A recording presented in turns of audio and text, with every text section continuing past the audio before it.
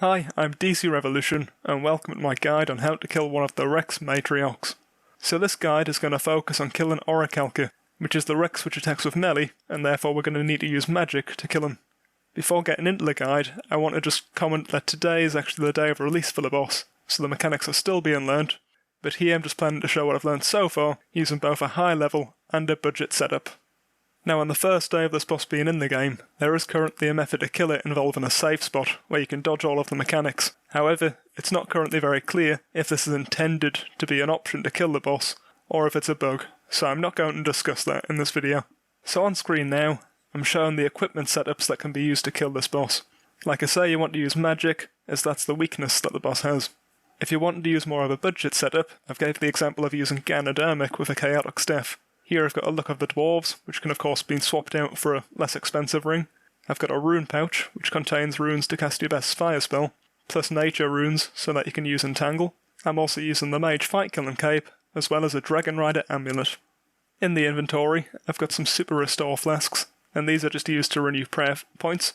I've then got an inventory full of sailfish, which is going to be used for healing, and very importantly here I've got a shield, which is also used for extra healing. This isn't 100% necessary, but it certainly helps to resonance one of the hits, and this can be swapped for any type of shield. I've brought some magic note paper, as the boss drops lots of damaged hides, which can be noted at Alkt.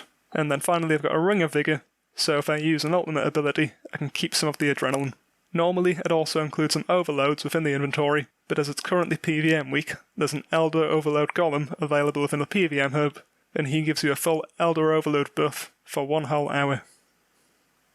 So for the high-end setup, I'm using different armour. I'm using tier 92 Elite Tectonic. I've got an Amulet of Sword Souls with an ornament kit. And again, I've still got the fight killing cape and the rune pouch. I'm using a tier 90 Noxious Staff.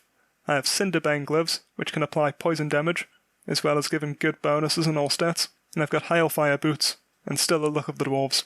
Of course, any of this equipment can be upgraded, but this is currently the best setup that I have. In the inventory, I still have a few super restore flasks, but now I've also got a weapon poison +++ flask, and I've got an adrenaline pot. I'm using a Ripper Demon Familiar, and I have scrolls for that. I have vulnerability bombs, which I use at the start of the kill. I've still got my shield, and the magic note paper, and of course the ring of vigour.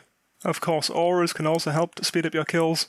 It's recommended that you use any aura which improves your magic accuracy or your DPS. So right now, the fastest way to get to the boss is through the PVM hub. So you can go to the PVM hub, you can build up some adrenaline, and then you can go through the new release portal. Of course this will change in the future, but it seems that for a while at least, this will be the fastest way to get there. So once you are there, you want to create an instance, and set the spawn speed to fastest. Then climb into the arena, and wait for them to spawn.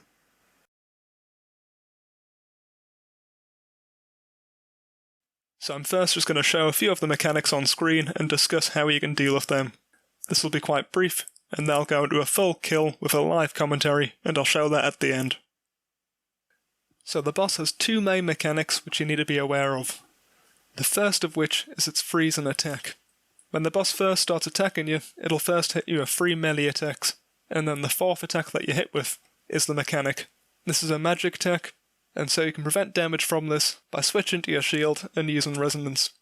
The alternative option could also just be to switch your prayer and debilitate just before that.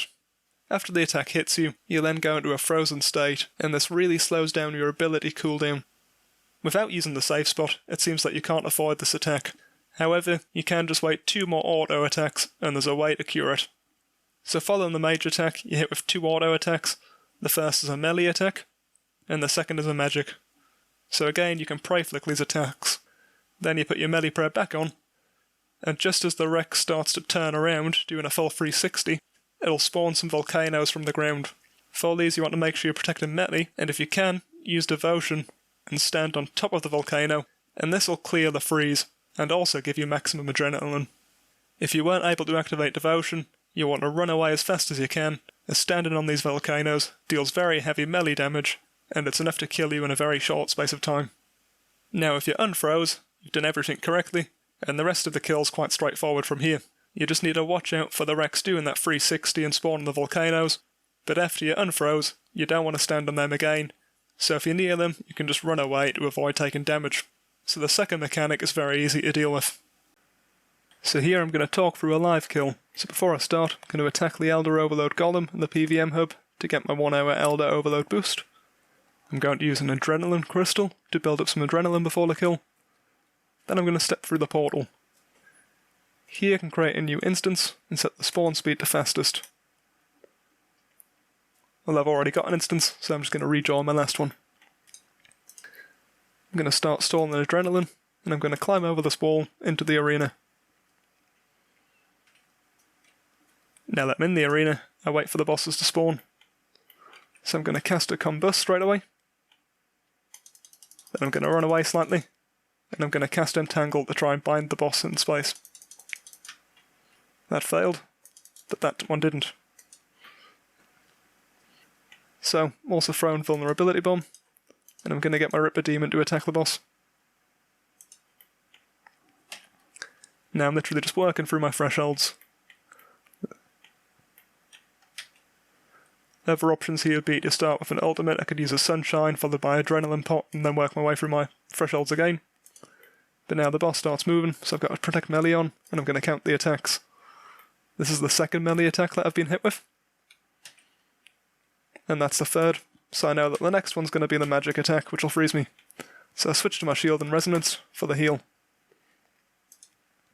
Now I've been hit with one melee attack, so I'm switching to magic. And now I've been hit with that magic attack. So now I'm going to Devotion, switch back to melee prayer, and try and stand on this volcano. And that just clears the freeze.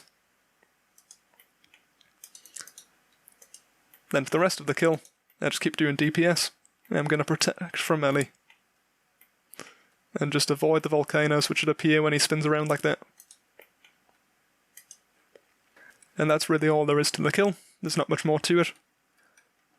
Soul Split is an option, and that can probably sustain your health, but I just like getting that resonance from the magic attack, and then protecting myself the rest of the way from the melee hits. And there, the volcano spawned under me, so I just need to run away from it. And that's the kill. Now let's see what loot we can get, see if it's a nice one from the guide. Well, it's Dragon Stones and Dinosaur Ball and Bones, so it's not the worst drop. So that was the kill. Thank you for watching, and I hope this helps.